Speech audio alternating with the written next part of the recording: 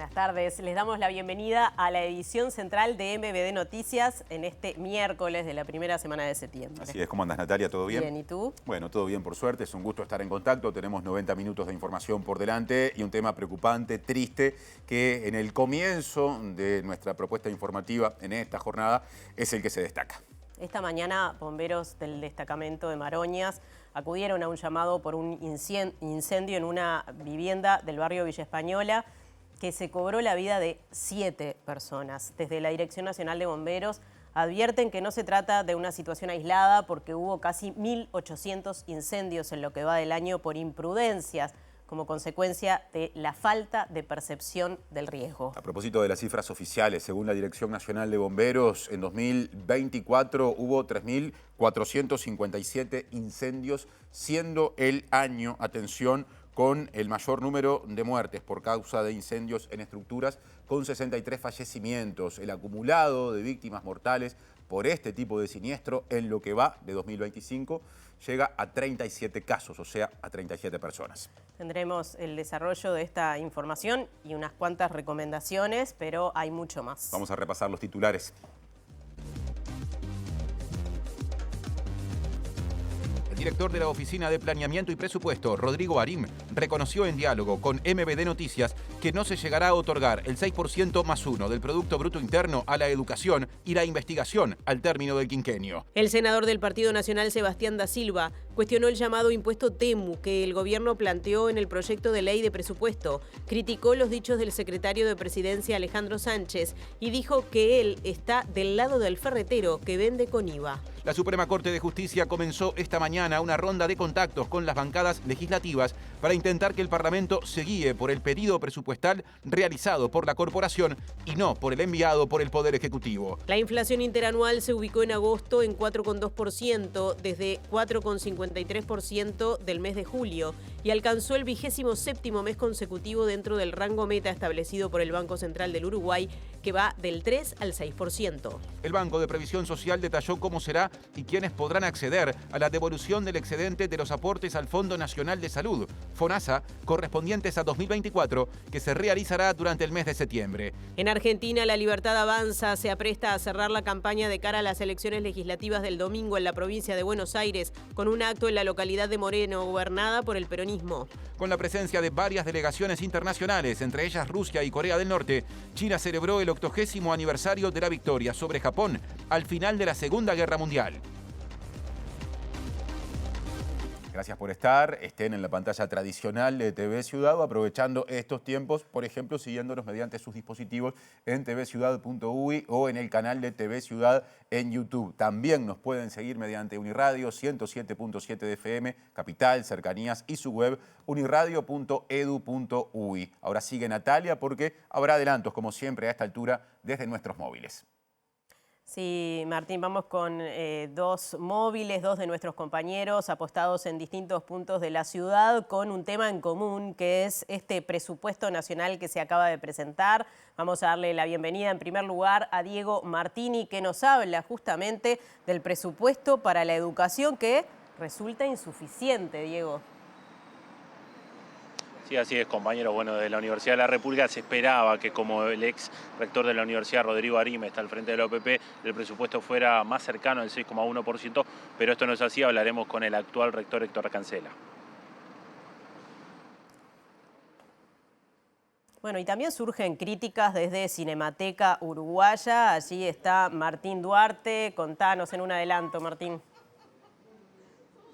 Gracias, Natalia. Martín. Yo te diría, sí, críticas de instituciones culturales, en particular Cinemateca está reclamando justamente que no hubo en los últimos 10 años, a partir de una partida que recibe de financiación por parte del Estado, un 94% se financia con autogestión, esta asociación civil, y en ese caso un 6% por parte de aportes del Estado. Pero también el Teatro Independiente, que reclamó, tenía un compromiso de 400 millones de pesos y va a estar recibiendo 20 millones de pesos, según lo que señala el mensaje presupuestal vinculado a la cultura. En algunos minutos estaremos hablando con la directora general de Cinemateca. Más del presupuesto. El presidente del CODICEN de la ANEP, Pablo Casciani, valoró las partidas asignadas a la educación, aunque reconoció que con esos montos, con esos fondos, no se alcanzará al 6% más 1 del Producto Bruto Interno destinado a educación más investigación. Esto fue ratificado en la jornada, en entrevista aquí en TV Ciudad, en MBD Noticias, en su primera edición, por el director de la Oficina de Planeamiento y Presupuesto, Rodrigo Arim. En el planteo programático del Frente Amplio aparece como un horizonte hacia el cual arribar. No parece como un compromiso a los 5 años. Está claro que con la actual asignación presupuestal, el 6+1, no estamos pensando que estemos arribando a este periodo de gobierno. Nosotros presentamos un mensaje donde se alcanza el 6%, el Poder Ejecutivo presentó un mensaje donde no se alcanza el 6%, pero por primera vez desde la restauración democrática, la educación tiene incremental en un escenario de restricción económica. Desarrollo de información con el tema presupuesto que ya advertimos nos va a acompañar unos cuantos días. El senador Sebastián da Silva del Partido Nacional anunció que propondrá en el marco de esta discusión presupuestal que lo recaudado por el llamado impuesto TEMU a las compras en el exterior se destine directamente a beneficiar a los pequeños comerciantes. Según dijo, es para contener lo que definió como afán recaudatorio del gobierno y de esa forma evitar que los 30 millones de dólares que se recaudarían por esa vía terminen yendo a rentas generales. El reparo es que le mete la plata, le mete la mano en el bolsillo a las personas para viáticos, horas extras, autos oficiales. Lo que vamos a proponer es que lo recaudado por ese impuesto TEMU, ¿sí?, que son más o menos 30 millones de dólares, vayan a reducir el costo fijo que tiene un pequeño comerciante incluidos en lo que se llama literal E. Los comercios tienen distintas formas del monotributista, literal E, etcétera, etcétera. Lo que hay es cierto que lo que se quiere es favorecer al ferretero amigo del Pacha Sánchez, bueno, eso recaudado son 30 millones de dólares que se vaya para reducir el costo fijo literal E, que es lo que paga el ferretero amigo del Pacha Sánchez y es chiquito. En términos concretos sería que esa recaudación no esté en rentas generales. Exacto. Y que vaya a los comerciantes. Así corremos el velo de cuál es el verdadero propósito del gobierno, que es recaudar. O sea, encuentra un mecanismo lógico, no le cambia la vida a nadie, se la puede complicar, porque la franquicia de 800 millones de 800 dólares por año, lo que puede hacer al ferretero amigo del Pacha Sánchez es dejarlo afuera de vender, por ejemplo, un taladro. Seguimos en asuntos presupuestales. Vamos a algo mencionado a la pasada en el comienzo de nuestra edición. El director de la Oficina de Planeamiento y Presupuesto, Rodrigo Arim, reconoció en diálogo con MBD Noticias que durante este periodo no se llegará a la histórica aspiración de que el 6% más 1 del Producto Interno Bruto se destine a educación e investigación. Destacó, no obstante, que este proyecto de ley de presupuesto es responsable y audaz, que contempla las necesidades de la gente y que pese a no llegar a este objetivo porcentual solicitado, se está priorizando a la educación. En el planteo programático del Frente Amplio aparece como un horizonte hacia el cual arribar. No parece como un compromiso a los 5 años. Está claro que con la actual asignación presupuestal, el 6+1, no estamos pensando que estemos arribando a este periodo de gobierno. El esfuerzo está en seguir priorizando la educación. Y lo estamos haciendo... Sería milagroso si alguien lo consigue ya, porque es un reclamo histórico. Pero además, estamos avanzando en priorizar con claridad la educación. Lo mencioné, educación media, no solamente a través de las becas, también con la extensión del tiempo pedagógico, ¿sí?, tanto a nivel de educación primaria, transformando escuelas de tiempo simple a tiempo completo, como a nivel de educación secundaria, construyendo una base para que a partir de partidas vinculadas a la alimentación se puedan construir esquemas de extensión de tiempo pedagógico a nivel de educación media, ¿sí?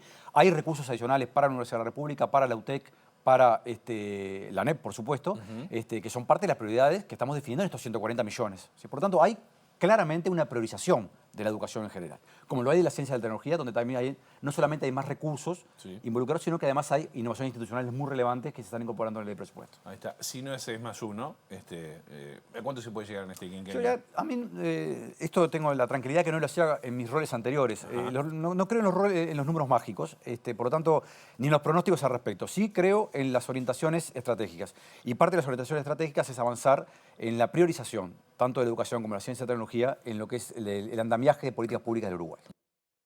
Presenta UTE. Porque en UTE creemos que todo lo que das vuelve. Por eso creamos el Plan Redondo. A propósito de este tema, escuchamos hace un rato al presidente del CODICEN de la ANEP. ¿Qué se dice desde la UDELAR, el otro gran organismo educativo? Lo sabremos a continuación porque eso viene con el móvil que presenta Diego Martini. Sí, así es, compañeros, como informábamos, vamos a estar conversando con Héctor Cancela, el actual rector de la Universidad de la República. Héctor, gracias por estos minutos. Bueno, ¿cómo se recibe este presupuesto que le asigna el gobierno a la educación, a la ciencia, a la tecnología? Bueno, tenemos preocupación, sin duda. Claramente el mensaje que la universidad había enviado tanto al Ejecutivo como al Parlamento requería recursos bastante mayores. Y bueno, ahora estamos viendo un presupuesto de 350 millones de pesos adicionales, que es una cantidad muy pequeña en relación a las necesidades. ¿Esas necesidades cuáles son? Bueno, la universidad ha crecido mucho en matrícula, eso implica necesidad para empezar de edificios, para seguir y sobre todo fundamentalmente de trabajadoras y trabajadores, ¿verdad? Tanto docentes, técnicos, administrativos y de servicios. Hay también necesidades justamente de mantenimiento edilicio, hay necesidades de seguir expandiendo en el interior del país. Necesitamos reforzar lo que es la actividad académica, la investigación. Digamos, por todos lados hay también demandas de la sociedad que nos pide conocimiento, sea para elaborar políticas públicas, sea para resolver problemas concretos locales. El gobierno señalan que están priorizando la educación. ¿Esto lo ven así?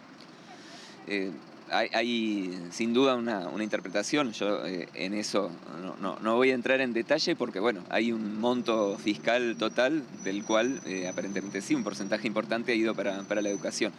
Nosotros lo que vemos es que el monto para la Universidad de la República realmente está lejos de las necesidades bien concretas. Bueno, entendemos también que ahora se está mirando un par de años, pero vemos que hay un estancamiento también en las necesidades. ¿Esperaban que con la presencia de Arim allí esto pudiese haber sido mejor?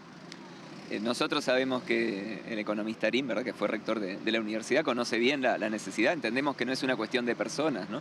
En definitiva, el gobierno tiene su responsabilidad y es un trabajo en equipo, como es un trabajo en equipo dentro de la universidad.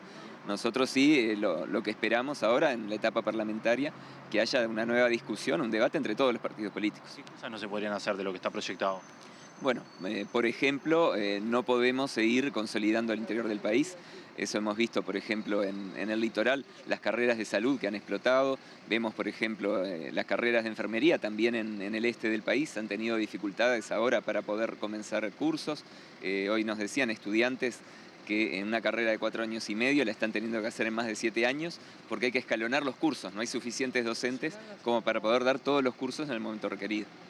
Este argumento que da el gobierno de que la situación financiera y económica no está como estaba prevista o es peor de lo que estaba previsto, ¿cómo lo ve? En definitiva es el gobierno el que tiene la información y los datos, digamos, a la universidad. Claramente no le toca una auditoría de la situación país. Sin duda es preocupante que esa sea la situación. ¿Van a tomar alguna medida con respecto a esto? ¿Van a pedir ser recibidos? Sí, la universidad, por supuesto, en todo momento va a ir, por un lado, a la comparecencia oficial a la Cámara, pero también va a estar pidiendo reuniones a distintos actores políticos. Es más, ya lo hemos ido conversando en estos días, incluso con varios intendentes del interior. Doctor Cancela, muchas gracias. Gracias a ustedes. Volvemos a estudios, compañeros, con esta información. Gracias, Diego y equipo. Vamos a cambiar de asunto a nuestro tema de portada.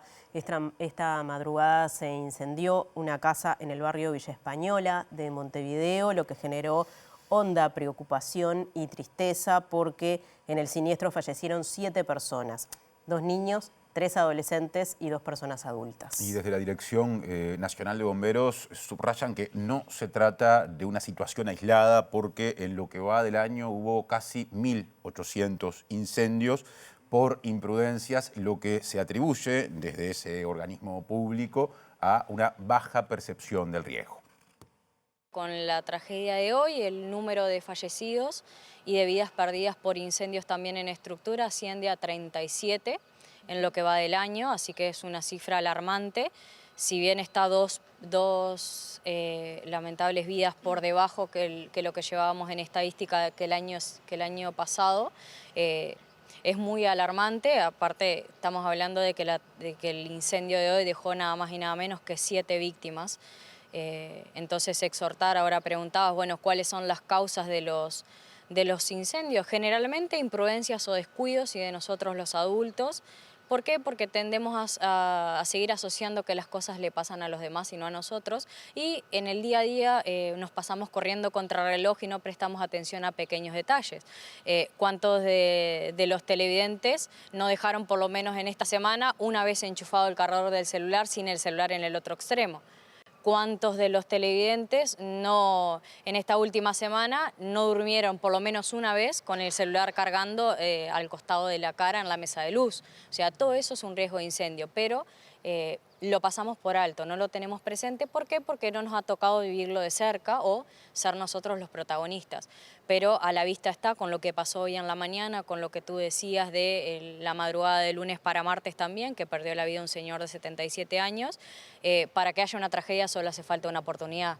Entonces, es necesario que tomemos conciencia real de que las cosas nos están pasando. Les contamos que desde el año 2023 las muertes provocadas por incendios en estructuras edilicias vienen creciendo sustancialmente, afectando en gran medida a la población más vulnerable de nuestro país. Viviendas precarias, residenciales y cárceles se ubican entre las principales estructuras en las que hubo víctimas en 2025. Luego del incendio de este miércoles que causó 7 fallecimientos en Villa Española, Montevideo, el acumulado de víctimas mortales por este tipo de siniestro en lo que va de 2025 alcanza a las 37 personas. Las cifras proporcionadas por la Dirección Nacional de Bomberos indican que en 2024 hubo 3.457 incendios, siendo el año con más muertes por causa de incendios en estructuras, con 63 fallecimientos. En la comparación con Argentina, Uruguay registró en 2024 una cifra de incendios superior a la del país vecino, registrando 722 casos más. En la comparación con 2023, el año 2024 indica un notorio salto en las cifras de incendios y de fallecimientos por este motivo, pasando de 2.691 incendios en el 23 a 3.457 en el 24 y de 30 a 63 fallecimientos respectivamente. El pasado 16 de junio hubo 4 personas privadas de libertad que fallecieron tras un incendio intencional en el módulo 11 del penal de Santiago Vázquez, ex Comcar. Desde el año 2021, este es el cuarto incendio intencional que deja personas reclusas fallecidas. En el acumulado de estos 4 años, las víctimas fueron 18 hombres y solo en 2024 hubo 12 víctimas. Si repasamos algunos siniestros domésticos de este 2025, el 25 de abril ocurrió que un hombre mayor de edad en el barrio Casaballe, en Montevideo, falleció a causa de un incendio doméstico. En junio, las víctimas fueron una mujer de 62 años que falleció en su casa del barrio Villa García, también en la capital, y un hombre de 89 que murió en La Paloma, departamento de Durazno. El 29 de julio, una mujer de 98 años falleció en el barrio de Belvedere, en Montevideo, a causa de un incendio en su vivienda, y ese mismo día, una persona mayor fallecía en un residencial en Santa Lucía, Canelones. La situación y habilitaciones de los establecimientos de larga estadía de personas mayores quedó expuesta en 2024 tras el fallecimiento de un adulto mayor en el hogar Huellas de Salinas, Canelones, 2 muertes por incendio en un residencial de Melo, Cerro Largo, y 10 víctimas, personas mayores en todos los casos, que se cobró un incendio registrado en un residencial para personas mayores en el departamento de 33. Ahora cambiamos de asunto, les contamos que la bancada del herrerismo, sector vinculado al Partido Nacional, presentó 5 proyectos de ley que, si bien no están vinculados a la discusión presupuestal, tienen que ver con el articulado. Y entre esos 5 proyectos de ley hay 3 que están asociados a asuntos relacionados con las empresas públicas. Lo primero es la fusión del Banco Hipotecario con el Banco República. Esto es un proyecto que ya había presentado el gobierno de Luis Lacalle Pou y que lamentablemente no se pudo votar. Hoy el Banco República está dando créditos inmobiliarios, créditos hipotecarios. Entonces nos parece de toda lógica fusionar los 2 bancos del Estado de modo tal de potenciarlos. No olvidemos que el Banco República y su sindicato hoy está pidiendo más funcionarios. Y cuando en el Banco Hipotecario, lamentablemente por su rol y por distintas situaciones de mercado, no está funcionando todo lo que debería. O sea que lo primero es reiterar ese proyecto que no es de nuestra autoría, pero sí de nuestro partido y de nuestro gobierno. Después presentamos dos proyectos de ley que buscan reducir el subsidio, por eso digo que indirectamente tiene que ver con el presupuesto, el subsidio enorme que el Estado da a la empresa del Correo y a la empresa, al ente autónomo AFE. Para eso nosotros presentamos en primera instancia la posibilidad de que el Correo se transforme en una persona jurídica de derecho público no estatal. Esto, de alguna manera, tiene un antecedente. El antecedente, me lo decía recién Juan Rodríguez, del INPO. Hoy es una persona pública no estatal, en donde tiene mucho más libertad en el mercado para poder funcionar. Se puede asociar, puede terciarizar, pero salir de lo que hoy significa 30 millones de dólares que de rentas generales tenemos que asistir al Correo. El cuarto proyecto de ley es sobre el silencio positivo del Estado. Significa que cuando un ciudadano presenta un proyecto, la administración tiene un plazo para contestar y al vencimiento el interesado queda habilitado a accionar. El último proyecto establece créditos fiscales a los acreedores cuando el Estado se atrasa en sus deudas. Cambiamos de asunto. La Fiscalía de Maldonado, encabezada por el fiscal Jorge Baas, imputó a 2 dirigentes del Partido Nacional. En ambos casos fueron presidentes de la Junta Departamental de Maldonado. Hablamos de José Luis Sánchez y Darwin Correa por delitos de fraude especialmente agravado y también delitos de falsificación ideológica de funcionario público. El otro expresidente de la Junta que sería imputado, Alejandro Infante, se fugó y está requerido. Los implicados, en todo caso pertenecientes al Partido Nacional, recibían dinero por determinadas obras que no eran realizadas y transferían el monto a integrantes de la Junta Departamental. El fiscal Baas entendió que todas las facturas pagadas corresponden a compras directas sobre obras no realizadas y la sola ausencia de motivos para las órdenes de compra son reprochables. El dinero de las compras directas, según señaló el fiscal, fue abonado al hijo de José Luis Sánchez, o sea, de uno de los imputados, y a un allegado de Alejandro Infante, quien no pudo ser imputado porque no se presentó. La medida cautelar impuesta fue la de fijar domicilio, no abandono del país y presentación una vez por semana en la seccional policial. Otro asunto, el Senado aprobó por unanimidad la venia necesaria para que Daniel Radío se incorpore al directorio del Instituto Nacional de Inclusión Social Adolescente, el INISA.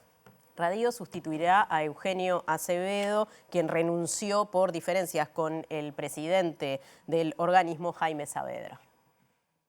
Esto que a veces en campaña electoral se promete, en el sentido de intentar contar con los principales o mejores cuadros independientes de la procedencia, después la propia polarización política hace que sea difícil de resolver. La presión para mirar por los tuyos y a veces las dificultades para integrarte a un gobierno que no es. Entonces creo que hay un doble acierto, un acierto del gobierno y un acierto de Daniel. A mí me tocó durante 1 año y medio compartir cámara con Radío. Y lo que se ha fundamentado a favor acá es muy contundente en el sentido de preparación, de seriedad, de responsabilidad, de diálogo, de ese esfuerzo que todos tenemos que hacer de poner por delante los temas del país, que en el caso de Radío es desde muy temprano. Él fue fundador de la Asociación de Estudiantes de Medicina en la Clandestinidad, junto con Huguito Rodríguez y un puñado de gurises que de manera muy temprana se agrupaban para buscar espacios de resistencia ante lo propio.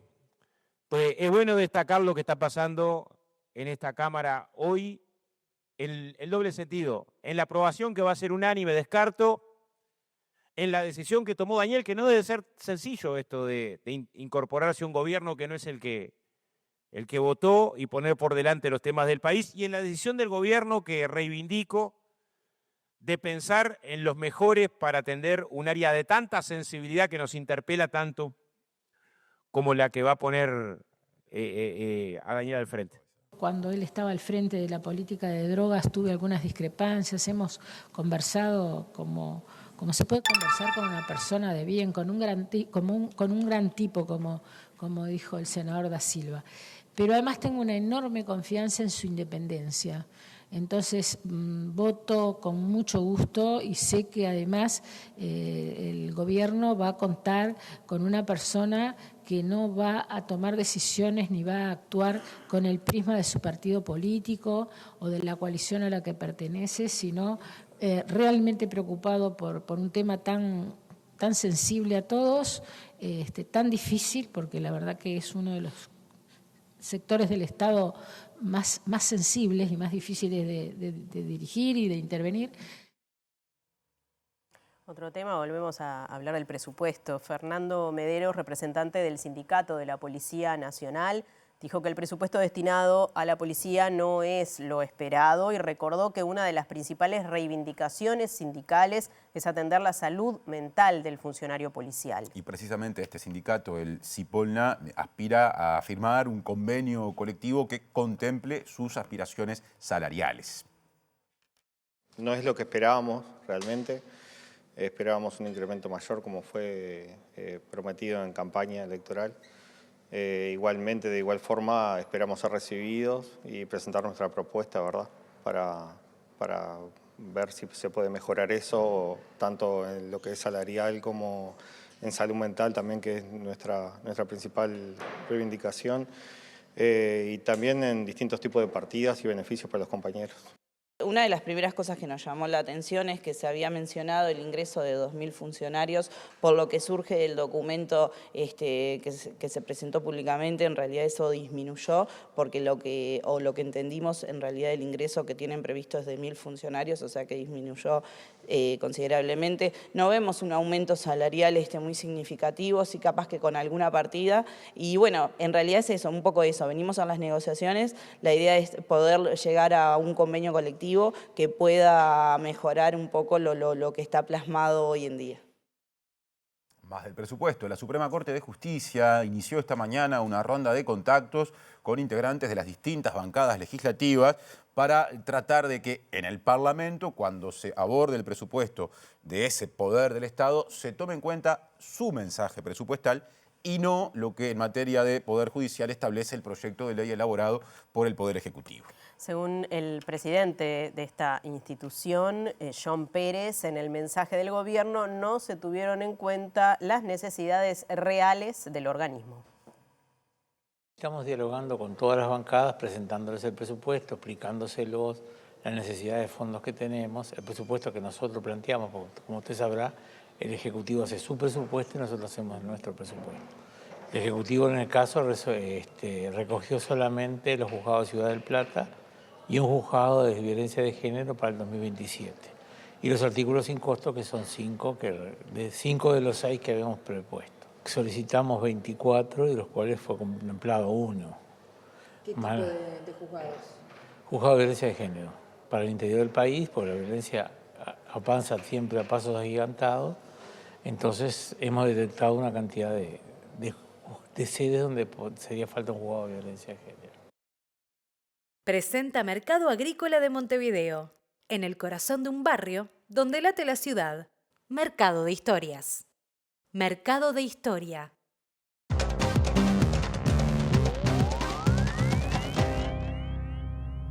¿Qué tal? Buenas noches. Abrimos el capítulo internacional y antes de meternos de lleno en el escenario de lo que está ocurriendo en la República Argentina, debemos decir que ocurrió un trágico accidente en Portugal con uno de los míticos y tradicionales tranvías, el Elevador de la Gloria, uno de los más famosos de Lisboa, la capital de Portugal. Se derrumbó y tuvo 15 muertos de resultado y decenas de heridos. Es un episodio que todavía se está investigando. Habría allí decenas de turistas porque precisamente los tranvías son uno de los elementos más atractivos para los turistas que llegan a la hermosa capital portuguesa. Esto seguramente será ampliado en las próximas horas, pero ahora sí, nos vamos a la República Argentina en un día candente, como todos estos que han precedido esta jornada. De hecho, en los alrededores del Congreso se está dando la tradicional marcha de los jubilados con las características más o menos habituales de despliegues de fuerzas de seguridad. Pero hoy se cierran los actos de cara a las elecciones de legisladores legisladores provinciales del próximo domingo.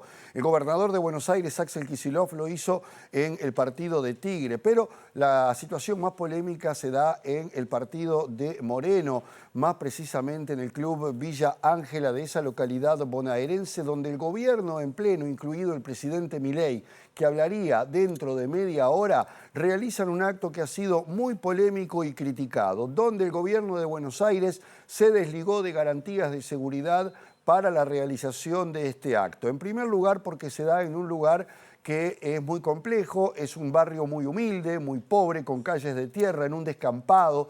Allí donde hay un club y una cancha de fútbol se han desplegado fuerzas federales, la Casa Militar, la policía para evitar cualquier incidente en un partido que además es de mayoría peronista. Desde temprano, los colegas periodistas de distintos canales han estado haciendo móviles, entrevistando a la gente, la mayoría muy desconforme con la presencia del gobierno en virtud justamente de lo que entienden están pagando el precio de las políticas del presidente Javier Milei. Todo esto en un contexto de muchísima complejidad económica, donde el dólar está contenido por la intervención del gobierno, donde el riesgo país se ha incrementado en las últimas horas y donde naturalmente las denuncias de corrupción que recaen sobre la hermana del presidente y secretaria de la presidencia, Karina Milei, están en pleno fervor. Por otra parte, allí en los alrededores de donde se va a desarrollar este acto, hay también preocupación porque se puedan producir incidentes. Un grupo de encapuchados ingresó en el predio hace algunos minutos, generando una tensión que veremos cómo se desarrolla y estaremos atentos a las palabras de Milei, que, como decíamos, está previsto que hable en el entorno de las 19:30 horas. Pero más temprano, el periodista Alejandro Marinelli, periodista argentino, nos estuvo ilustrando del entorno de la situación que vive la Argentina, particularmente con las denuncias de corrupción y lo que rodea en este momento, el escándalo que rodea al gobierno de Javier Milei. Ha generado una crisis política muy fuerte en el gobierno.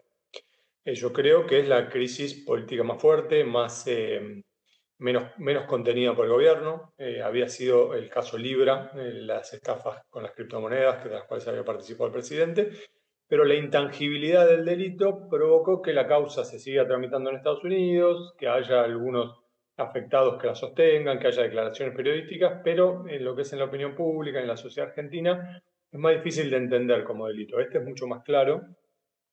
Todo esto es mucho más claro, lo que sucedió con Españolo y lo que está sucediendo ahora. O sea, la posibilidad de que el gobierno y que Karina Milei, porque lo de Españolo estaba vinculado a Karina Milei, los audios Españolo señalaba a Karina Milei. Entonces, en 2 episodios aparece directamente Karina Milei, que es la mano derecha, la jefa, el jefe, como le dice el propio presidente. Y no hay ninguna discusión de su vínculo completamente directo, no como en el caso Libra, que el presidente decía, bueno, gente como si no lo hubieran cuidado, el entorno no lo hubiera cuidado, que le presentó a Hayden Davis, el cripto bro que movió el caso. Acá hay una vinculación directa y las encuestas empiezan a mostrar un impacto sobre la mirada de la sociedad argentina o de una parte de la sociedad argentina respecto al gobierno que hasta ahora no había permeado. El domingo que viene tenemos las elecciones de Provincia de Buenos Aires y yo creo que es probable que algo de esto aparezca en la elección. No creo que sea definitivo porque las encuestas, los muestreos señalan que hay mucho conocimiento del caso, que todos están convencidos, o gran parte de los encuestados están convencidos de la participación de Karina Milei. Esto tiene un impacto directo en la manera en que se mira el gobierno. Y a nivel global, el hecho del día, sin duda, fueron las celebraciones que llevó a cabo China con motivo del 80º aniversario del fin de la Guerra Mundial en el Pacífico. Evento que sirvió para varias cosas. Primero, para hacer una demostración de fuerza, no solo militar por parte de China, sino también política por la presencia, sobre todo, de 2 líderes que son sumamente polémicos. El presidente ruso Vladimir Putin y también el líder de Corea del Norte, Kim Jong-un, quien cada vez tiene una representatividad fuera de sus fronteras más destacada a partir de todos estos acontecimientos. Este evento también motivó encuentros bilaterales, tanto entre Putin con Kim Jong-un, a quien invitó a visitar Moscú, como con el líder chino Xi Jinping, quien dio, mejor dicho, el mensaje central de estas celebraciones en la plaza de Tiananmen, en medio de un desfile realmente imponente. Dicen los expertos militares que la tecnología militar china en los últimos 10 años ha crecido exponencialmente y lo que veíamos hace exactamente una década no tiene nada que ver con lo que ha demostrado Xi Jinping, que además dijo que China es imparable y abogó por el fin de las guerras, por la elección de la paz y también, una vez más, por el multilateralismo. El presidente de China, Xi Jinping, afirmó este miércoles que el pueblo chino realizó una gran contribución para salvar la civilización humana y defender la paz mundial al inaugurar el desfile por el 80º aniversario del fin de la Segunda Guerra Mundial en el Pacífico.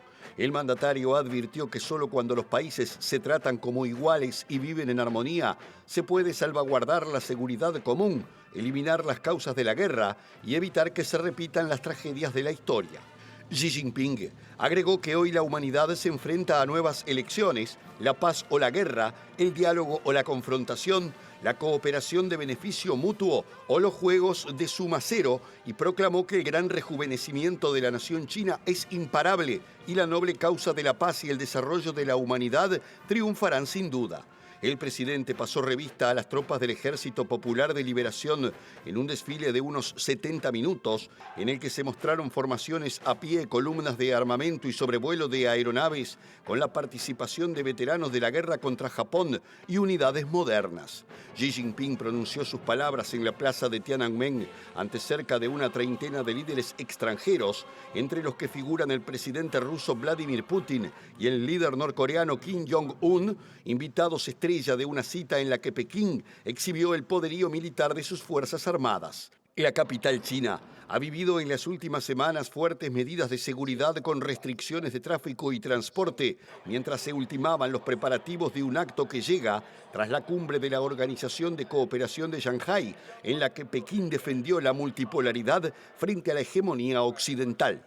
Les contamos que Cinemateca Uruguaya criticó el proyecto de ley de presupuesto y la asignación que plantea destinar al apoyo de su trabajo. En un documento titulado Por un puñado de dólares, la entidad dice que pese a haber solicitado un ajuste por IPC a los ministerios de Educación y Cultura y de Economía y Finanzas, la asignación concretada no contempla corrección alguna para el próximo quinquenio. La declaración señala que las cinematecas nacionales en el mundo son instituciones públicas, menos en Uruguay, donde Cinemateca resuelve 93,8% de su presupuesto a través de su propia gestión.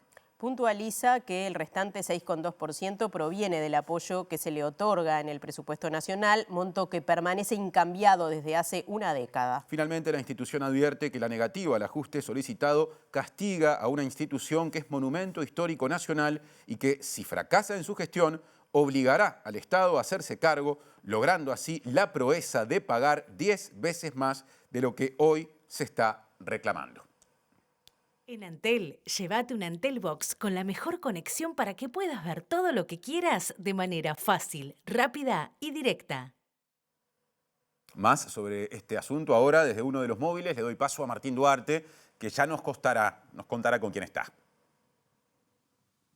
Gracias, Martín. Bueno, vamos a continuar a propósito del comunicado que ustedes estaban leyendo en piso con la directora de Cinemateca, María José Santa Creu, que nos va a ampliar a propósito de la mirada, la valoración que está haciendo en torno al mensaje presupuestal vinculado a la cultura y en particular a esta partida que, como ustedes decían, desde el año 2015 no ha tenido ajustes. María José, gracias por recibirnos. Bueno, emitieron un comunicado que estábamos compartiendo, ¿qué primera valoración se hace de este mensaje presupuestal, poniendo un poco el foco también del rol por fuera de lo que es la pantalla del cine, ¿no? que realiza Cinemateca y que en otros países es parte de una tarea que hace el Estado y que en este caso lo realiza una asociación civil? Bueno, nosotros lo que decimos es que en realidad Cinemateca no le está pidiendo una ayuda al Estado, sino que es la Cinemateca quien ayuda al Estado haciéndose cargo de una función que es de interés público. Porque, por ejemplo, cuando nos cruzamos con un brasileño, vamos y le decimos, Maracaná y todo eso, pero bueno, de alguna manera esos goles están en Cinemateca, como también está el entierro de Valle de Ordóñez, la paz de 1904, o sea, el patrimonio en imágenes y movimientos lo guarda la Cinemateca y es muy costoso cumplir con esa tarea. Y de alguna manera la Cinemateca se las ha ingeniado para cubrir prácticamente el 94% de su presupuesto a través de sus propias actividades. Por lo tanto, en un presupuesto que asciende a unos 70 millones de pesos, lo que le estamos solicitando al Estado es ni siquiera que se aumente la asignación presupuestal, sino que se ajuste a los valores de 2025, porque todo se ha ajustado. Nosotros no podemos alegar que vamos a pagar la luz de 2015, sino que tenemos que pagar el monto de la luz de 2025. Y hoy día realmente el apoyo que nosotros estamos recibiendo solamente nos da para pagar los servicios. Y tenemos muchos planes de mejora del archivo fílmico, incluyendo un plan de digitalización que estamos poniendo en duda o un poco en pausa, porque dábamos por descontado que lo mínimo que puede hacer este gobierno, a pesar de que sabemos que el presupuesto es restrictivo, es ajustar una partida que tiene 10 años de antigüedad. En ese caso, ¿cuál sería la aspiración de la partida y cuál es la que maneja el mensaje, en este caso presupuestal? Y vinculado a lo que tú decías, ¿no? El acervo, el trabajo que realiza, ¿qué implica justamente el mantenimiento fílmico de ese documento? Esos documentos que en realidad tendría que ser también una gestión, o lo tendría que hacer el Estado si no lo hiciera Cinemateca, ¿no? Sí, la partida que nosotros tenemos actualmente ni siquiera está explícitamente reconocida en el presupuesto, sino que es a través de un convenio con el Ministerio de Educación y Cultura. Nosotros pedimos que explícitamente el presupuesto nacional, así como estaba en 2015, especifique que esta partida es para Cinemateca. La partida que tenemos por convenios de 4 millones, que en realidad es la de 2015 y que hoy día es la mitad del valor. Entonces nosotros estamos pidiendo que eso se ajuste, que se duplique para volver a tener ese valor que tenía. Y evidentemente las tareas que se realizan, la tarea del archivo fílmico es una tarea técnica, pero que ya de pique implica conservar las películas. Nosotros tenemos 20.000 películas, Cinemateca tiene no solamente el patrimonio uruguayo, sino también una gran colección internacional que nosotros también defendemos, porque de la misma manera que a nadie se le ocurriría ir a la Biblioteca Nacional y tirar el Quijote porque no es uruguayo, a nosotros no se nos ocurriría jamás dejar de preservar las películas que tenemos y que fueron las que nos permitieron llegar hasta aquí. Entonces, el archivo es monumento histórico, es algo que se debe cuidar, es cada vez más prácticamente una pieza de museo. Nosotros guardamos películas que están en el archivo, o sea, que fueron filmadas a fines del siglo XIX. Entonces nosotros creemos que la tarea y una gestión que ha demostrado ser exitosa, porque a la vista está, y en sus salas, aparte es la sala principal del cine uruguayo, merece un aumento que representa un 0,06% del presupuesto del Ministerio de Educación y Cultura, aunque creemos que la cultura en general necesita un refuerzo presupuestal porque viene siendo golpeada no solamente desde la pandemia, sino por los sucesivos recortes que viene sufriendo. Sí, justamente hablábamos de eso, fuera del aire, de teatros, de bibliotecas. ¿Sentís que en este mensaje, ha sido una de las grandes postergadas de la cultura a nivel general, a nivel de lo que destina, vinculado también a un ministerio que se reparte entre educación y cultura, ¿no? Sí, nosotros creemos que la cultura ha dejado de tener el peso que tenía en el patrimonio, en el presupuesto, por lo menos desde 2010, que se viene recortando sistemáticamente. ¿A qué lo atribuís? Y uno dice con la política, ¿no? Cuando uno no se ocupa de la política se ocupa de uno. Y con la cultura pasa lo mismo, ¿no? Si la cultura deja de tener un lugar y la enseñanza también, eso repercute en toda la sociedad. No es evidentemente un tema de repente tan prioritario cuando se habla de pobreza infantil, digamos. Nosotros no somos tan ingenuos como a pensar, el tema cultural tiene que ser lo principal, pero creemos que la postergación ya rompe los ojos y es insostenible, porque después de lo que estamos orgullosos los uruguayos después es cuando tenemos éxitos científicos, o cuando Drexler es reconocido fuera de fronteras y todo eso, pero luego a la hora de distribuir recursos, si uno mira el presupuesto, si se toma el trabajo de leer cómo se asignan los recursos, la verdad que rompe los ojos cuáles son las prioridades, no solamente de los gobiernos anteriores, sino también de este gobierno en cuanto a cómo se distribuye. Algunos sectores en la administración anterior fueron afectados a nivel de lo que era el mensaje presupuestal y las partidas que recibían. En el caso de Cinemateca y lo que es esa transferencia, ¿se cumplió a rajatabla o hubo algunos adeudos vinculados a la transferencia? Bueno, nosotros todavía tenemos partidas para cobrar desde 2019. O sea, teníamos un programa que también se eliminó, que se llama El Aula en el Cine, que era para liceales que iban a Cinemateca. Y bueno, lo que se realizó en 2019, a pesar de que Cinemateca pagó los talleres, pagó los derechos, dio las funciones, todavía se adeuda. Y recién ahora, creo que hace una semana o algo así, cobramos el 50% de la asignación presupuestal de 2024. O sea, 2025, por supuesto, no se ha cobrado nada y es muy difícil para cuando alguien piensa en preservar el patrimonio, lo que más se necesita es estabilidad.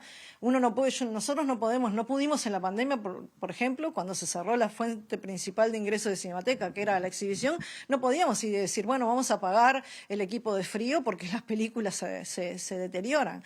Entonces, ya venimos de muchos golpes y el patrimonio es muy postergado. Nosotros venimos sosteniendo la colección de nitratos del Sodre. De hecho, Cinemateca escribió en el periodo pasado una carta al Sodre diciendo que retiraran los nitratos, que nosotros no los podíamos seguir manteniendo porque no estábamos recibiendo ni siquiera el apoyo mínimo que nos daban, y el Sodre nos contestó que no, que lo estábamos haciendo muy bien. Y seguimos con eso a nuestro cargo. Y realmente es una responsabilidad que nosotros decimos, bueno, la tenemos desde fines de los 80, porque Manuel Martínez Carril decidió que esos nitratos estarían mejor guardados en Cinemateca, lo tomamos a nuestro cargo. A partir de 2005 recién Cinemateca empieza a recibir apoyo y a partir de 2015 se empieza a recortar al punto de que si estamos un quinquenio más con este mismo presupuesto, va a haber perdido el 75% de su valor. José, gracias por estos minutos. Ahora la discusión va a seguir en el Parlamento a propósito de lo que vayan a plantear también las distintas delegaciones a la Comisión Integrada de Presupuesto y Hacienda. Y bueno, cada uno también de los sectores dará su pelea a ver si puede haber algunas modificaciones en torno al presupuesto. Sigan ustedes de allí, compañeros. Gracias, Martín y resto del equipo. Recién Santa Creu, la entrevistada, puso como ejemplo a la Biblioteca Nacional, o la mencionó por lo menos. Bueno, hablaremos ahora de presupuesto en clave de la Biblioteca Nacional, porque el proyecto de ley elaborado por el Poder Ejecutivo plantea otorgarle 5 millones de pesos por año a la biblioteca para que se destinen a refacciones edilicias. Esto contempla el reclamo del personal y las autoridades formulado luego del cierre parcial provocado por el importante deterioro de sus instalaciones. Luego del sorpresivo cierre parcial de la Biblioteca Nacional, anunciado en el marco del Día del Libro, el mensaje presupuestal contempla una serie de partidas en busca de la recuperación del servicio, además de una partida anual de 5 millones de pesos destinados a solventar los gastos de funcionamiento de la unidad. El artículo 368 del proyecto de presupuesto contempla una partida anual de otros 5 millones de pesos destinados a la recuperación del estado edilicio de la Biblioteca Nacional. Se generan además 9 cargos nuevos, entre los que se encuentran 6 cargos especializados de funciones, 2 especialistas en encuadernación y un profesional para informática. La biblioteca mantuvo algunos servicios disponibles para investigadores, el archivo literario y el depósito legal bajo modalidad de agenda, y recién prevé abrir las puertas al público para el último trimestre de este año. Desde el periodo anterior, tanto la Federación Uruguaya de Teatros Independientes como la Sociedad Uruguaya de Actores venían criticando el incumplimiento de la Ley 19.821 referida a la promoción del teatro independiente. En esa línea, el mensaje presupuestal contempla una partida anual de 20 millones de pesos, con destino a realizar transferencias en el marco de la mencionada ley. En el ámbito de la ciencia, el ex coordinador del Grupo Asesor Científico Honorario, Rafael Radi, había solicitado al sistema político un aumento del presupuesto general para la Universidad de la República y en particular para la ciencia, de forma de poder retener científicos e investigadores jóvenes que de otra manera abandonan la actividad o se van al exterior. El presupuesto otorgado al Ministerio de Educación y Cultura prevé una partida de 4 millones de pesos anuales para el Instituto Clemente Estable, con destino a financiar la adquisición de equipamiento científico, y la Universidad de la República recibe en el proyecto de presupuesto 3 partidas anuales muy lejanas a su pedido presupuestal. La mayor es de 150 millones de pesos anuales, con destino al financiamiento de becas de grado para contribuir a la atención de la población estudiantil. Las otras 2 son de 100 millones de pesos anuales cada una para financiar horas docentes y la otra para obras en el Hospital de Clínicas. Presenta Asociación de Funcionarios Portuarios. Hacete socio y accederás a beneficios exclusivos como colonia de vacaciones, préstamos, servicios de la salud, tienda online con precios exclusivos y mucho más.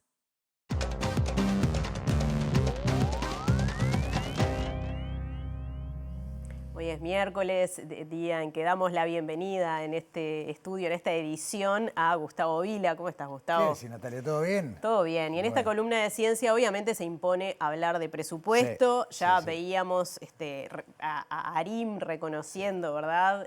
A Rodrigo Arim, al director de la OPP, reconociendo que no se va a poder dar este histórico reclamo del 6% para educación más 1% para ciencia y el que viene del tecnología, otro lado del desarrollo e mostrador, innovación. claro. El que cuando estaba del otro lado del mostrador era un gran defensor Y de, sí. bueno, de este necesario salto cuantitativo.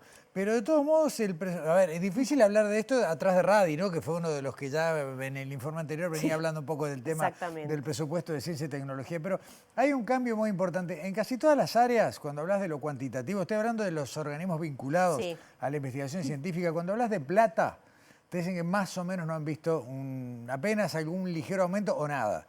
¿No? En lo que es este presupuesto, que recordemos, es el proyecto, o sea, tiene que transitar y mucho cambia durante el recorrido parlamentario. Pero sí hay importantes cambios en lo que es la gobernanza de la ciencia. Bien. Y detrás de estos cambios está el anhelo, y es un anhelo que no se puede escribir en una ley, y por eso es como una promesa, de que a través de esta nueva estructura lleguen fondos de otros orígenes, que no a través del presupuesto nacional, pero sí a través o de fondos internacionales o directamente de inversores privados. Pero ¿qué se arma? ¿Cómo se estructura esta nueva gobernanza de la ciencia contenida en el presupuesto quinquenal que fue en el Parlamento? Vamos viendo algunas placas y yo te trato de explicar más o menos por dónde va la cosa, cuál es la idea de quienes redactaron este tramo del presupuesto y cómo puede esto terminar generando un esquema virtuoso. Porque, como decía, el proyecto de ley busca una nueva etapa de desarrollo. Y la idea es posicionar, acá lo vemos, ¿no? Posicionar a la ciencia, la tecnología y la innovación como un eje central. Eso es un poco la idea de decir, bueno, o sea, porque acá hay como un discurso raro, ¿no? Es decir, bueno, que el país crezca a través de la inversión en ciencia, del desarrollo de la ciencia, la tecnología y la innovación, pero generando los recursos en otro lado y no a través del presupuesto. Entonces, esta propuesta, como vemos ahí, tiene ese concepto de dar un salto, de generar un cambio que realmente implique un vértigo nuevo, de alguna manera comparable a lo que fue la creación de la ANI, por ejemplo, en el primer gobierno de Tabaré Vázquez, allá por el 2006-2007. Vamos a la placa que sigue. El primer cambio concreto es la generación de la Secretaría Nacional de Ciencia y Valorización del Conocimiento. Este nombre fue anunciado acá en Sobre Ciencia hace meses, cuando nos visitó Bruno Gili, que es una de las personas que ha estado trabajando en este tramo. Es un concepto diferente, de alguna manera se busca desde el nombre cambiar la mirada, salir de esa sigla tradicional de CTI, Ciencia, Tecnología, Innovación, y valorizar, ponerle valor, monetizar, como se dice también de alguna manera, al conocimiento. Una secretaría que va a depender de la presidencia de la República. Es una secretaría que va a estar en la órbita de presidencia, que sale de donde está ahora, que es en el Ministerio de Educación y Cultura, está con otro nombre, allá es la DICIT, Dirección de Ciencia, Innovación y Tecnología, acá pasa a ser Secretaría Nacional y va a estar ubicada, por un lado, en el ámbito de la presidencia, va a proponer políticas, va a tratar de fomentar la formación de capital humano, estamos hablando ya no de universitarios, sino de ahí y para arriba, ¿no?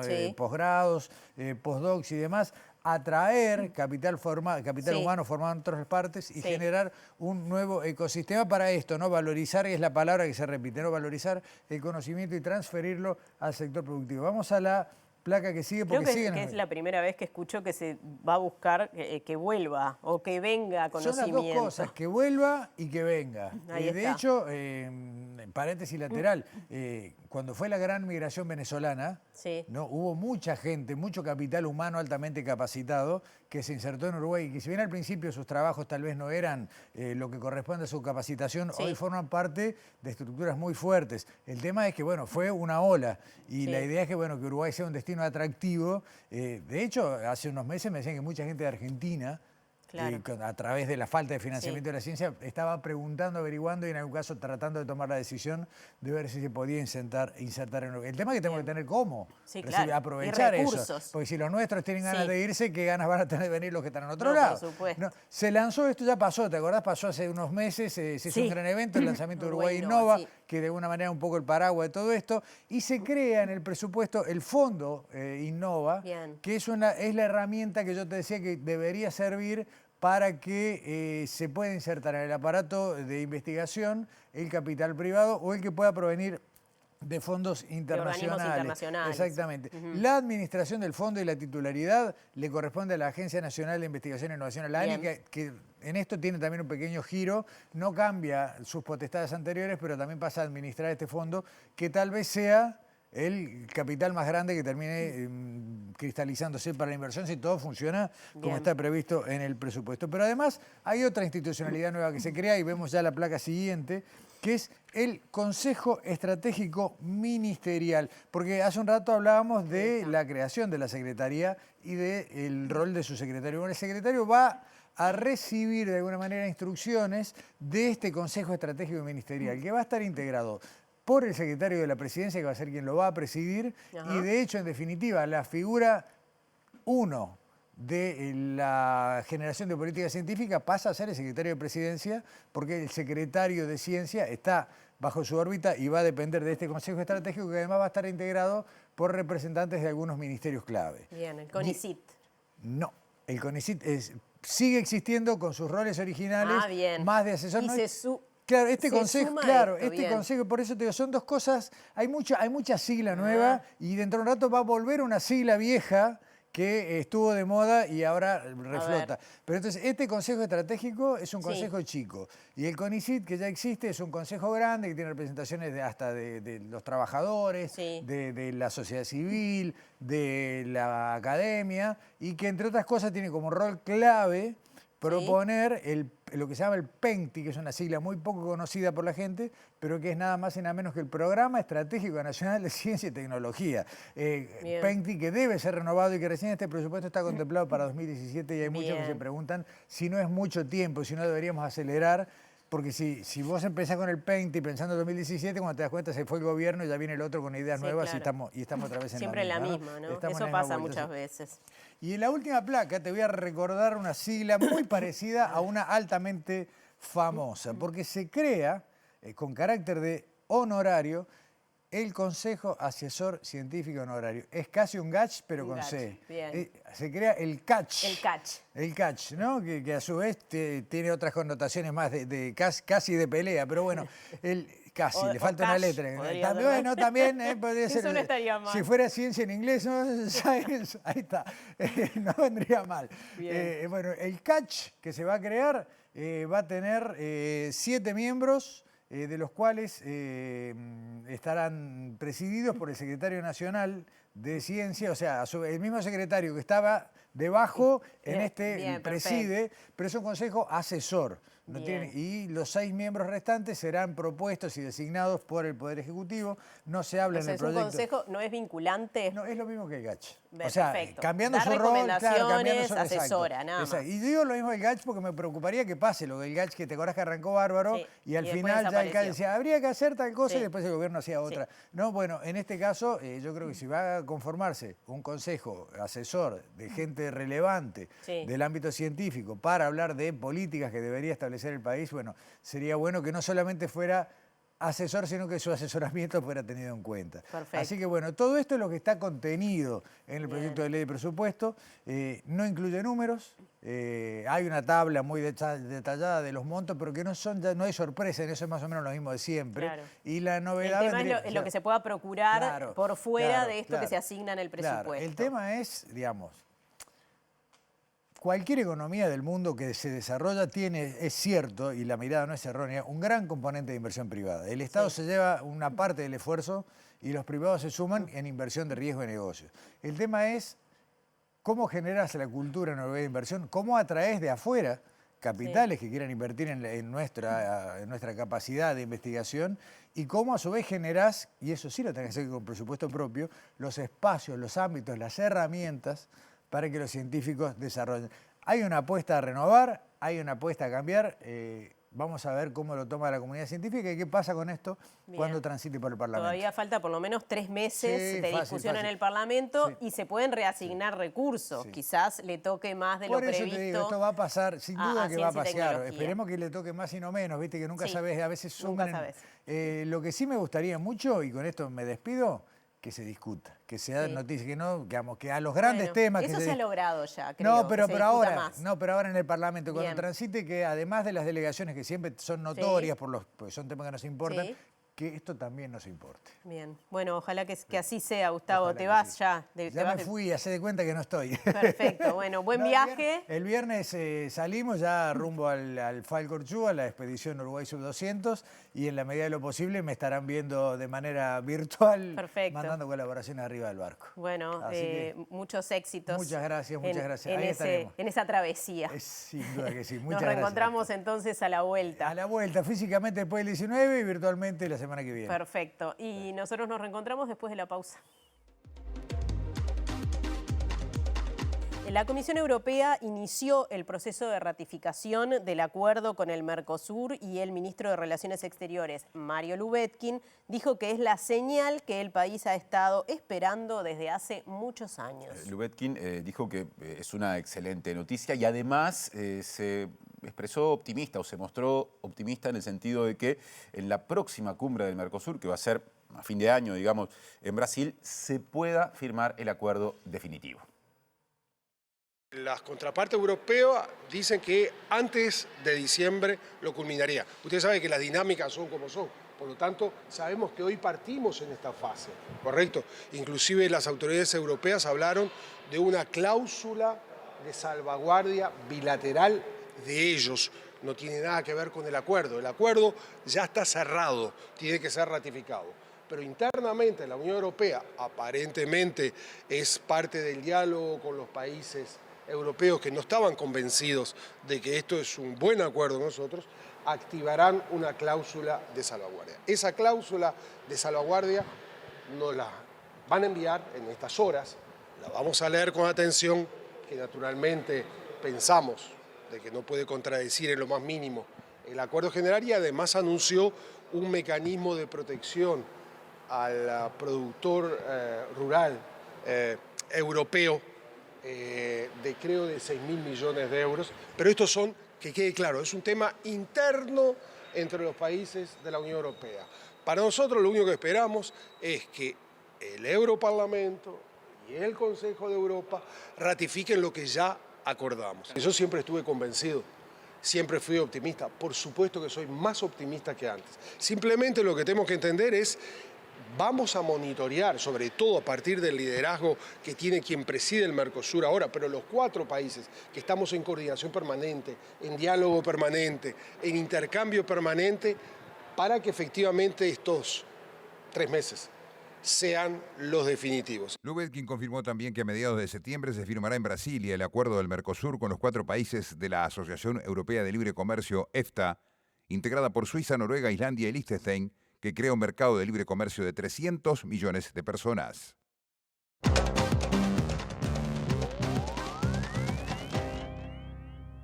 Bien, retomamos el capítulo internacional y mientras nos preparamos para la llegada del presidente argentino Javier Milei, que allí vemos está arribando justamente a la localidad de Moreno, más precisamente al Club Villa Ángela, donde va a realizar el acto de cierre de esta campaña electoral de legisladores provinciales que se va a desarrollar el próximo domingo. Ya vamos a estar con lo que esté pasando en Buenos Aires y ahora volvemos un poco a lo que decía recién el canciller Mario Lubetkin, porque hoy el Consejo Europeo comenzó a tratar justamente el tema del acuerdo de libre comercio entre el Mercosur y el bloque comunitario. Todo esto se da en un contexto donde lo que se pretende ahora es tratar de convencer a algunos países que se han resistido, como Francia, pero que también tienen en alguna medida el apoyo de Polonia y tal vez de Italia, de algunas salvaguardas para que acepten el acuerdo, para que, bueno, terminar con algunas de las dudas que tienen los sectores agrícolas,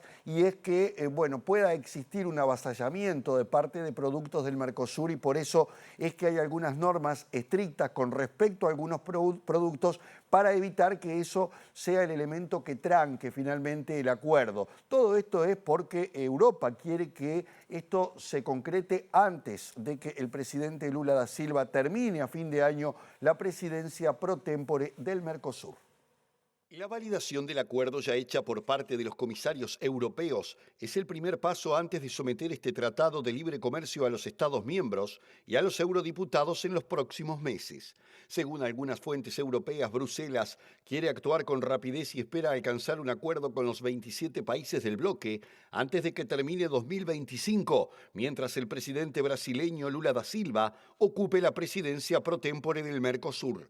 Sin embargo, el riesgo de debilitar algunos sectores agrícolas europeos sigue generando reticencias, principalmente de Francia, país que se ha opuesto tenazmente por esta razón, junto a Polonia o Italia, que manejaron argumentos similares. El vicepresidente del gobierno polaco, Władysław Kosiniak-Kamysz, aseguró este miércoles que su país está luchando por formar una minoría de bloqueo que impide ratificar el acuerdo y que busca sumar a Italia.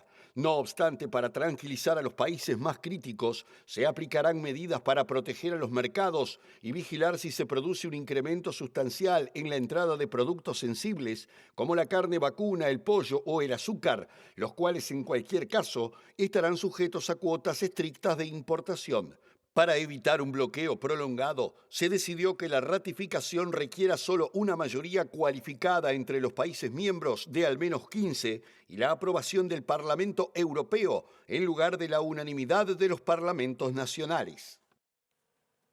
Bien, y dejamos atrás el tema del Mercosur y volvemos a Buenos Aires porque ya llegó el presidente Javier Milei en este polémico acto. Digo polémico porque se ha desarrollado en un territorio hostil. Según entienden los analistas, decían que lo podía haber realizado en alguna otra zona del conurbano bonaerense, un poco más proclive a las tendencias libertarias o por lo menos con un mayor margen de votación en esas regiones, cosa que no ocurre en el partido de Moreno y menos en el lugar donde se está realizando este acto. La alcaldesa de Moreno pidió a los opositores, a Javier Milei, que no se acercaran por razones de seguridad al acto. Hubo, según denuncian, algunas pedreas durante estos minutos previos a la llegada de Javier Milei, donde se espera con mucha expectativa, porque el presidente está atravesando un momento muy crítico a nivel de su gobierno, no solamente por la situación que enfrenta con respecto a su hermana y secretaria de la presidencia, Karina Milei, a las acusaciones de coartar la libertad de prensa, a los allanamientos que ordenó la ministra Patricia Bullrich, sino también porque la situación económica es compleja, hay una intervención sobre el dólar, el riesgo país se ha disparado y todo esto a pocas horas de estas elecciones que, como bien decía hace un rato el periodista argentino, probablemente no muevan mucho la aguja, pero que sí van a ser importantes para indicar hasta qué punto está impactando toda esta situación al gobierno de Milei, porque se entiende también que este episodio es el peor que ha atravesado desde que llegó a la presidencia, incluso sobre el tema de las criptomonedas, que había sido un aspecto que lo había complicado bastante. Aguardaremos unos minutos a ver si podemos escuchar algo de lo que diga Javier Milei en su oratoria. En todo caso, estaremos ampliando luego, o tal vez mañana, algunas reacciones que va a generar este evento que, como decíamos, por las razones y las características que tiene,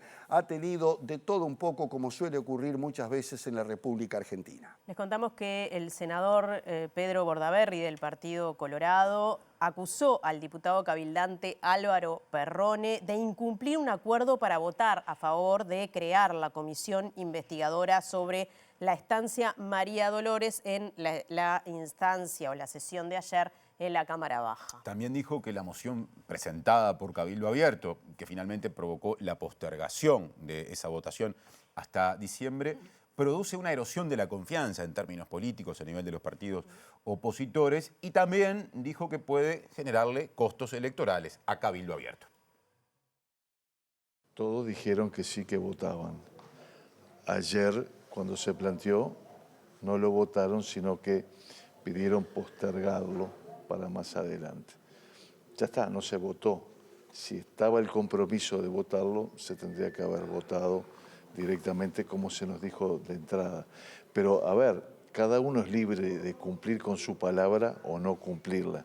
Obviamente que queda erosionada la confianza en el acuerdo político y en el diálogo, porque si vos decís, che, voy a tratar de acordar algo para que suceda y después no tenés la certeza que va a suceder, ¿para qué vas a acordar, ¿no? Ojo, Perrone y Cabildo Abierto tienen todo el derecho de votar con el Frente Amplio, y lo han hecho muchas veces y con seguridad lo seguirán haciendo. Tienen el derecho de hacerlo, uno no puede enojarse porque obviamente es así. Y bueno, después serán los votantes de Cabildo Abierto, que me parece votaban otra cosa, lo que juzgarán que al final del día Cabildo Abierto vote siempre con el Frente Amplio. Además, Bordaberry discrepó con la propuesta hecha por el Congreso de Intendentes, que establece que el proyecto de ley orientado a regular las contrataciones en los gobiernos departamentales habilite ingresos sin concurso ni sorteo en determinados casos.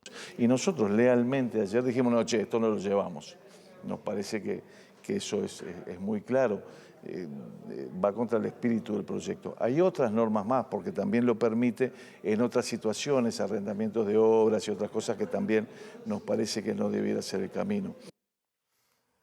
Cambiamos de asunto. La Fiscalía informó que se llegó a un acuerdo reparatorio entre OCE y el expresidente de la Federación de Funcionarios de ese organismo, Federico Kramerman, por lo que en su momento ocurrió cuando se activó una bomba de humo en la sede central del servicio descentralizado en junio del año 2023. Según explicó la fiscal de flagrancia, Betina Ramos, el acuerdo consiste en que Kramerman manifieste sus disculpas en sede penal por las consecuencias que sus acciones podrían haber ocasionado, manifestando su voluntad de que los conflictos se resuelvan en forma pacífica. Otra vez contexto, el hecho ocurrió durante una manifestación del sindicato en las instalaciones de la empresa pública el 13 de junio de 2023, en el marco de las protestas de FOSE, el sindicato, en contra de la realización del ahora cancelado Proyecto Neptuno. Bien, ahora cambiamos de asunto, lo anunciado en titulares, ténganlo presente, a partir del 22 de septiembre, más de 155.000 personas podrán cobrar la devolución del FONASA. Y Jimena Pardo, que es la presidenta del Banco de Previsión Social, dijo que se van a devolver más de 7.700.000 pesos. La devolución del excedente por el pago de FONASA durante 2024 corresponde a trabajadores y trabajadoras que percibieron un ingreso promedio mensual superior a los 113.167 pesos nominales. En el caso de las personas jubiladas o pensionistas, el promedio debe superar los 122.598 pesos nominales. Las devoluciones serán por un monto total de 7.700 millones de pesos, según informó el BPS, y comprende a más de 155.000 personas. A partir del lunes 8 de septiembre, las y los usuarios registrados podrán consultar en el sitio web del BPS si cuentan con saldo a cobrar y, en caso afirmativo, podrán acceder al monto a través del servicio en línea Consultar detalle de devolución FONASA. Quienes no cuenten con usuario pueden consultar a través del 0800 2016, por WhatsApp al número 092 366272 o vía web en Consulta de devolución FONASA. ¿Estoy comprendido? Quienes tengan una cuenta bancaria vinculada al BPS recibirán el depósito el 22 de septiembre. Las demás personas podrán cobrar de forma presencial presentando cédula de identidad en los locales de Habitat, Red Pagos, Supermercados El Dorado, ANDA o en la sede del BPS en Montevideo. En este caso, será entre el 22 y el 26 de septiembre según el último dígito de la cédula de identidad.